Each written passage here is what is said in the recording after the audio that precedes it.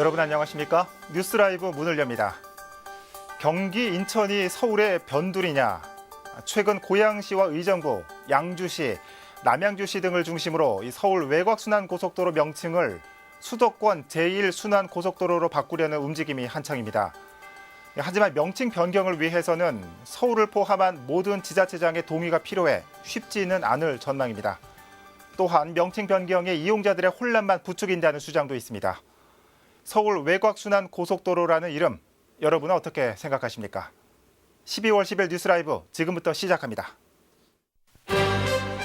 오늘의 헤드라인입니다. 송파구가 풍납동 토성 종합정비계획안을 공개한 가운데 지구단위 계획 수립의 필요성이 제기됐습니다. 마포구가 산후조리비 지원을 추진합니다. 중위소득 150% 이하와 셋째야, 장애인 가정 등에 최대 40만 원을 지원합니다. 청년과 신혼부부만을 위한 맞춤형 임대주택이 정릉동에 선보입니다. 세대 특성에 맞게 설계됐고 166세대가 입주할 예정입니다. 신사동 주민들이 손뜨개 옷으로 가로수 겨울채비를 마쳤습니다. 알록달록 새 옷으로 단장한 가로수길의 모습을 카메라에 담았습니다.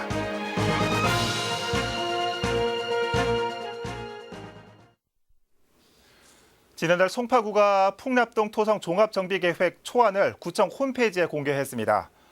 주민들의 관심도 뜨거운 가운데 이 송파구의회 구정 질문에서도 다양한 얘기가 나왔습니다. 첫 소식 태윤영 기자입니다. 송파구가 지난달 공개한 풍납동 토성 종합정비계획 초안입니다. 모두 296페이지에 달하는 초안에는 문화재 정비 계획부터 주민 지원 사업과 향후 과제 등 다양한 내용이 수록됐습니다. 이 가운데 풍납토성을 특화하기 위한 사적지역 마을 만들기 사업 계획에서 지구단위 계획 수립의 필요성이 제시됐습니다. 특정한 구역을 지정해 체계적인 공간 계획을 세울 수 있어 풍납토성의 안정적인 복원이 가능하다는 판단에서입니다. 최근 열린 송파구의회 구정 질문에서는 실제로 지구단위 계획 수립이 실현 가능한지 질의가 이어졌습니다. 30년 가까이 문화재로 인해 고통받고 있는 풍납동 주민들을 위하여 특단의 결정으로 도시계획 관련 부서에서 체계적으로 지구단위 계획을 수립할 수 있는지 말씀해 주시기 바랍니다. 구는 사업 추진 방안 가운데 지구단위 계획 수립을 포함한 다양한 계획을 세웠지만 지구단위 계획의 경우 보상이 진행되고 있는 만큼 신중한 검토가 필요하다는 입장입니다. 대신 함께 제시된 도시재생 사업이 적합하다고 보고 지역 특화 사업에 활용할 계획입니다. 이 방안에는 전통시장 활성화와 주택 리모델링 등이 포함됐습니다. 내년도 조직 개편 시 풍납동을 비롯한 송파구의 낙후한 주거 환경을 집중적으로 정비하고자 도시재생팀을 신설할 계획입니다. 또 주차장과 공터 등 보상 후 철거한 부지로 인해 풍납동이 슬럼화되고 있다는 지적도 이어졌습니다. 풍납동 보상 신청자 순으로 점적 보상을 하고 있어 이가 빠진 것처럼 마을 중간중간에 보상 후 주택을 철거한 부지가 널려 있습니다. 이에 대해 구는 종합정비 계획안대로 철거 부지에 공공시설을 마련해 주민 편의와 정주성을 향상시키겠다고 밝혔습니다. 앞으로도 문화재청과 좀 협의를 통해서 임시적으로나마 주민의 복지체육시설이라든지 주차장 등 주민 편의시설로 사용하는 것을 적극적으로 검토할 예정이고. 한편 송파구는 내년 1월까지 주민 의견 수렴을 거쳐 풍납동 토성 종합정비계획안의 최종안을 마련할 방침입니다. 딜라이브 서울 경기 케이블 TV 태윤영입니다. 내년부터 중학생에게 교복비를 지원하는 마포구. 이번에는 산모들의 경제적 부담을 덜어주기 위한 산후조리비 지원도 준비하고 있습니다. 어떤 내용인지 대상자는 어떻게 되는지 천서연 기자가 정리합니다. 마포구가 산후조리비 지원 정책을 추진합니다. 산후조리비 지원에 관한 조례 제정안을 입법 예고한 것입니다. 출산 가정의 비용을 지원함으로써 출산과 산후 회복 등에 소요되는 경제적 부담을 완화하겠다는 게 주된 목적. 나아가 출산 장려 분위기를 조성하겠다는 취지입니다. 실질적으로 이제 지금 당장 돈을 줄 수 있는 건 산후조리로 다 가니까, 그러니까 산후조리비를 하니까요. 갔다 와서 산후조리도 많이 하고 그런 쪽에서 생각이 하고 많이 있지. 산후조리비는 소득 유형을 정해 지원됩니다. 입법 예고된 조례안에 따르면 중위소득 150% 이하인 출산 가정이 대상으로 셋째 이상 출산이거나 희귀 난치성 질환, 장애인, 한부모 가정, 세터민 가정, 그리고 만 18세 이하의 미혼 산모도 포함됩니다. 산모가 출산일을 기준으로 6개월 이전부터 마포구에 주민등록이 돼 있어야 하고 지원 신청서 등 필요한 서류를 구비해 구청에 제출하는 방식입니다. 지원되는 비용은 40만 원 내외, 구는 산후조리비 지원에 따른 내년 예산 3억 5천여만 원을 이미 편성한 상태입니다. 서울에서 산후조리비를 지원하고 있는 자치구는 강남구와 서초구, 중랑구와 종로구 등 7곳. 마포구의 산후조리비 지원 여부는 오는 20일 구의회 정례회에서 최종 결정됩니다. 딜라이브 서울경기 케이블TV 천사연입니다. 서울시가 청년과 신혼부부만을 위한 맞춤형 임대주택을 선보일 예정입니다. 청년과 신혼부부의 앞글자를 따 이 청신호라는 이름을 붙였습니다. 어떤 모습일지 이혜진 기자가 소개합니다. 내년 7월 완공을 목표로 한창 공사 중인 정릉동 행복주택. 이곳엔 청년과 신혼부부 등 모두 166세대가 입주할 예정입니다. 서울시는 이곳 정릉동 행복주택을 청신호 1호주택으로 지정했습니다. 청신호는 청년과 신혼부부를 위한 특화된 설계가 도입된 공공임대주택 브랜드입니다. 서울시가 개발한 청신호 주택의 설계안을 살펴보면 알파 공간과 특화된 수납 공간 등을 강점으로 꼽을 수 있습니다. 먼저 청년이 입주하는 세대엔 1인 가구의 특성을 살려 빌트인 가구가 설치됩니다. 또 청년의 경우 집에서 요리를 하지 않거나 혹은 집에서 모임을 갖는 경우가 많은 점을 감안해 주방과 거실의 규모를 라이프 스타일에 맞춰 선택할 수 있도록 했습니다. 신혼부부를 위한 청신호 주택은 자녀가 있는지 없는지에 따라 공간 배치가 이루어집니다. 또한 청신호 주택엔 외부 현관문 옆으로 수납 공간도 마련됩니다. 자전거나 우산 등 집 밖에서 사용하는 물건을 보관하는 장소입니다. 모두가 함께 사용하는 커뮤니티 시설도 다양해집니다. 신혼부부 단지의 경우 어린이집 설치가 의무화되고 실내 놀이터가 들어섭니다. 자녀의 생일 파티나 가족 모임을 할 수 있는 별도 공간도 조성됩니다. 청년층 주거단지엔 악기 연주나 운동, 인터넷 개인 방송 등을 할 수 있는 커뮤니티 공간이 확보됩니다. 서울시는 내년 공급 예정인 매입형 임대주택 가운데 2,500세대를 청신호 주택으로 공급할 계획입니다. 매입형 임대주택의 경우 특화 평면이 설계에 반영될 수 있도록 가이드라인을 제시하고 사업자 심사 시 특화 설계 적용 여부를 반영한다는 방침입니다. 딜라이브 서울경기 케이블TV 이희진입니다.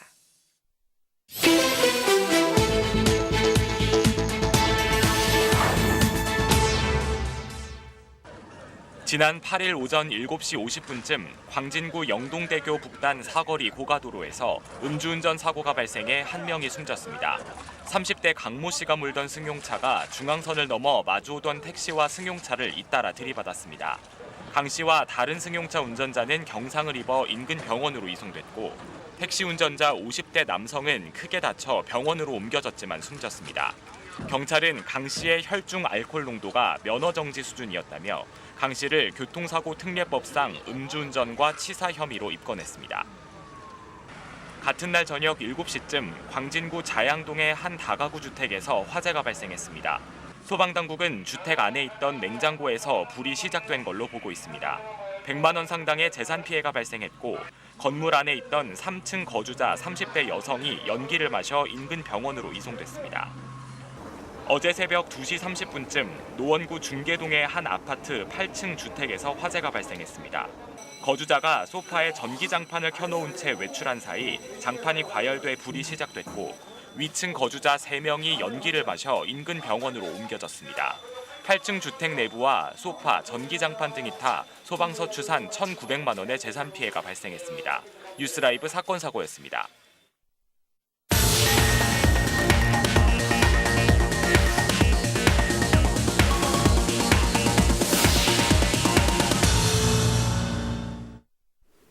강남구 신사동 가로수길은 은행나무길, 예술가의 거리로 이름난 문화예술거리입니다. 최근 지역 주민들이 한 땀 한 땀 손뜨개로 만든 털옷을 가로수에 입혔습니다. 나무들의 패션쇼 현장, 지혁배 기자가 다녀왔습니다. 가로수길에서 유일하게 두 갈래로 가지를 뻗은 나무. 옷구름부터 장신구의 신발까지 세심하게 신경 쓴 도령과 아씨가 데이트를 즐기고 있습니다. 누구나 안아주고 부담 없이 안길 수 있는 프리허그 나무에서는 따뜻한 정이 뿜어 나옵니다. 여기에 크리스마스 기분을 흠뻑 내고 있는 나무까지. 가로수길의 은행나무들이 알록달록 화려한 문양에 토롯을 입고 패션쇼를 벌이고 있습니다. 평상시에는 사실 이게 관심이 없잖아요. 아무리 가로수가 있어도. 근데 이게 색색형형색으로 되어 있으니까 한 번씩 더 쳐다보게 되는 거고, 여기가 이름이 가로수길이잖아요. 그러니까 가로수길이라는 그 느낌이 조금 더 와닿는 것 같아요. 문화예술 거리로 이름을 알리면서 국내외 관광객들의 발길이 끊이지 않고 있는 신사동 가로수길. 680m 구간의 양쪽에 늘어선 은행나무 144그루에 털실로 뜬 덮개를 씌우는 그래피티 니팅이 전시됩니다. 자원봉사자 130여 명이 지난 10월부터 2달 동안 주민센터와 각자의 집에서 일일이 손뜨개 작업으로 완성한 것들입니다. 자원봉사를 하시면서 이제 가르쳐 주시기도 하시고 집에서 이제 뜨개를 하면서 서로 가족 간의 대화도 많이 늘게 되었고 어떤 이 가로수길에 대한 지역에 대한 관심을 많이 가지게 되는 계기가 되었던 것 같습니다. 가로수길이 활기를 이어가길 바라는 마음도 함께 담았습니다. 이제 설치하는 과정에서 굉장히 호응을 많이 해주시니까 자부심이 많이 생기고 이 외부에서 저희 신사동에 대한 어떤 자랑거리가 되는 그런 지역의 축제로 좀 많이 알려졌으면. 겨울 가로수에 화려함을 입힌 신사동 가로수길 그래피티 니팅은 내년 2월 말까지 전시될 예정입니다. 딜라이브 서울 경기 케이블 TV 지역부입니다. 그동안 경복궁으로 들어갈 수 있는 방법은 동문과 남문, 북문을 통하는 3가지 방법뿐이었습니다. 그런데 이제는 서문을 포함해 사방에서 경복궁을 출입할 수 있게 됐습니다. 경복궁 서쪽 영추문이 43년 만에 빗장을 열고 일반에 개방됐습니다. 오신영 기자입니다. 경복궁 영추문은 임진왜란 때 소실됐다 지난 1865년 재건됐습니다. 이후 1926년 석축이 무너지는 사고를 거쳐 다시 1975년 복원됐고 현재까지 모습을 유지하고 있습니다. 하지만 이후로 영추문의 일반인 통행은 어려웠습니다. 청와대 외곽 경비를 맡던 수도경비 사령부 등이 영추문에 주둔하면서 일반의 출입을 통제했기 때문입니다. 당시 중앙청으로 쓰던 그 구조선총독부 건물이 있었고, 그리고 영추문 주변으로 이제 정부 기관들이 많이 상주해 있었습니다. 그렇기 때문에 지금 개방도 어려웠을 뿐더러. 그런데 지난 6일 영추문이 43년 만에 빗장을 열었습니다. 군사시설이 이전되고 그동안 지역 주민들 사이에서 경복궁의 서쪽도 마을과 연결되어야 한다는 목소리가 이어졌기 때문입니다. 지역 정치인들도 이 문제에 관심을 가지며 영추문 개방이 실현된 겁니다. 세종대왕이 집무하시면서 한글 만드신 곳하고 우리 세종대왕이 나신 곳이 연결이 되어야 되는데 이 영추문이 닫혀 있음으로 해서 그것이 이제 차단이 되어 있었지요. 그래서 그 대목이 저희들은 매우 안타까운 현상이다 싶어서. 영추문의 첫 발을 내딛기 위한 시민들의 행렬도 이어졌습니다.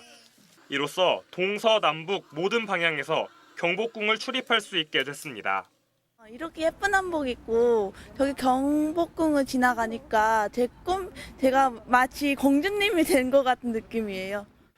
영추문이 개방되고 일부에선 초기 모습보다 50여 미터 남쪽에 복원된 영추문의 위치를 바로잡아야 한다는 지적도 제기됐습니다.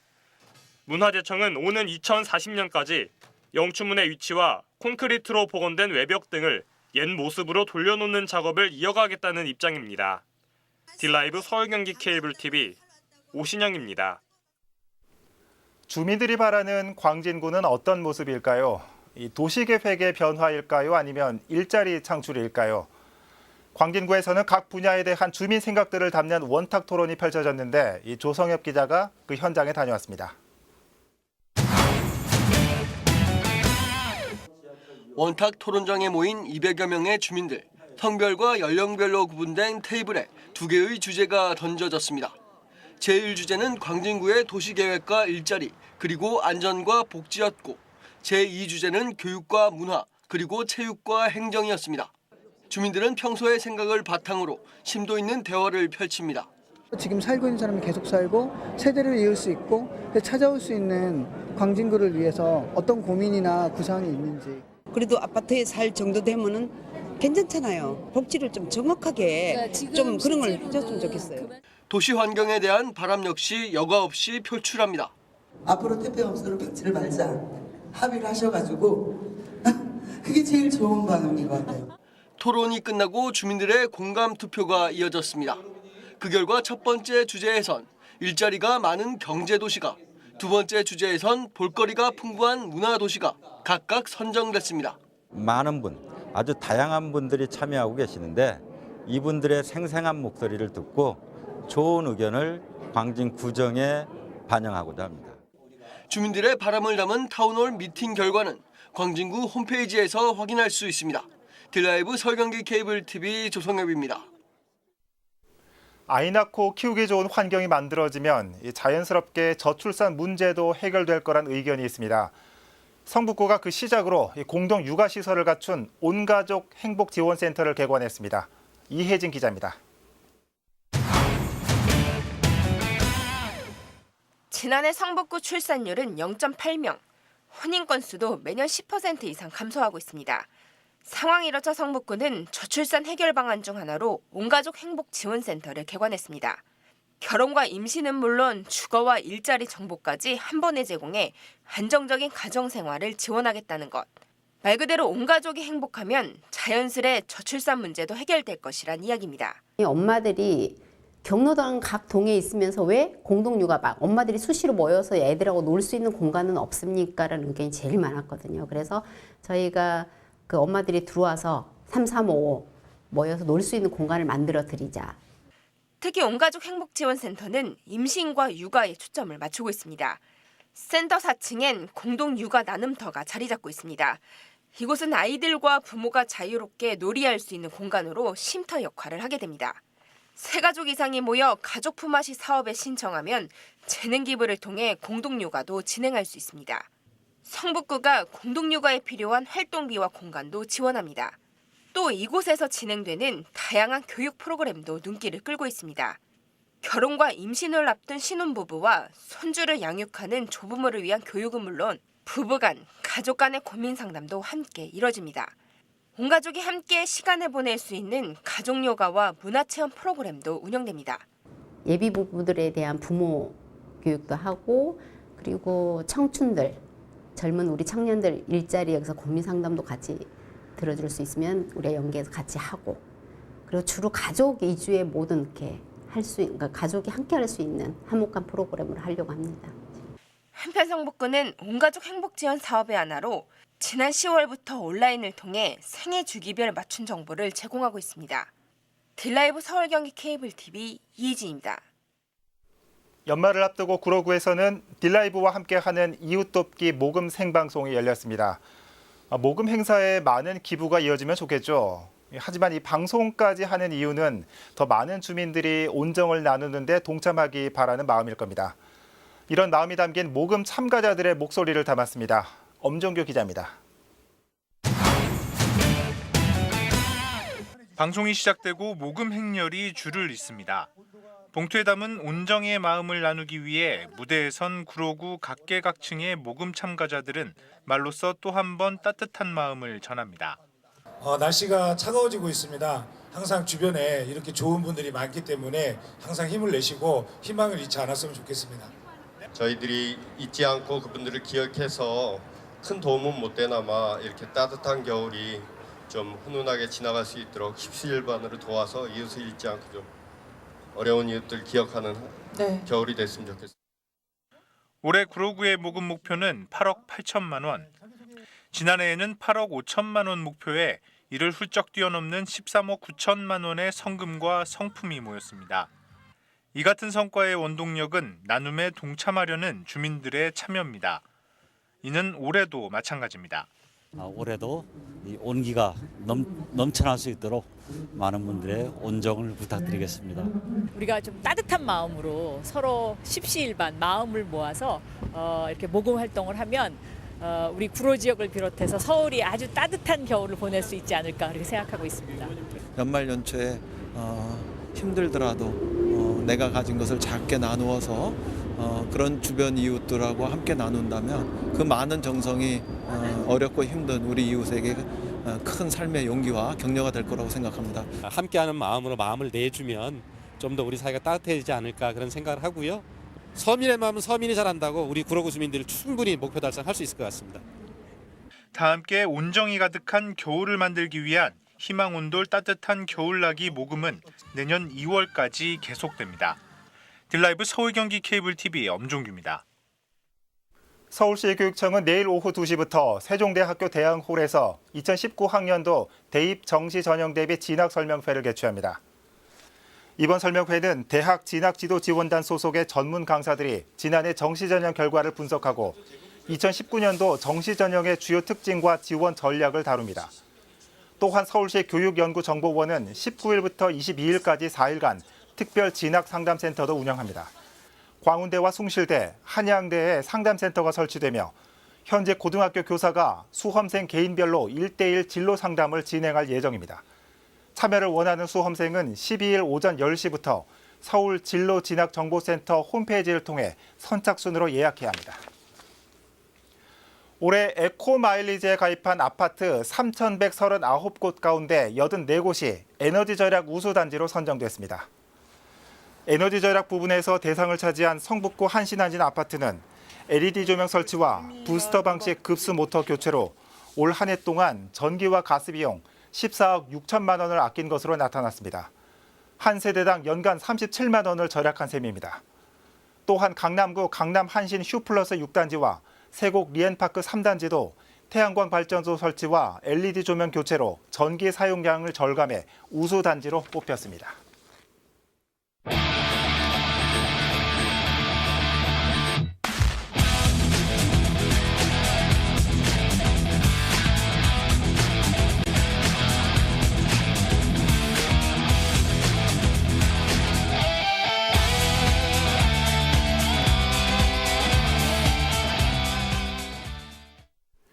가맹점 13만 개 목표의 신청 가맹점은 16,000곳.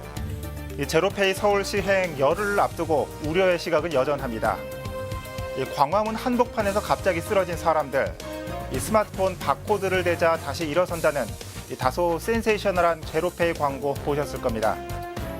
영상처럼 되면야 좋겠다마는 현재 진행형은 여전히 느낌표와 물음표가 함께하고 있습니다. 뉴스라이브 마칩니다. 시청해 주셔서 고맙습니다.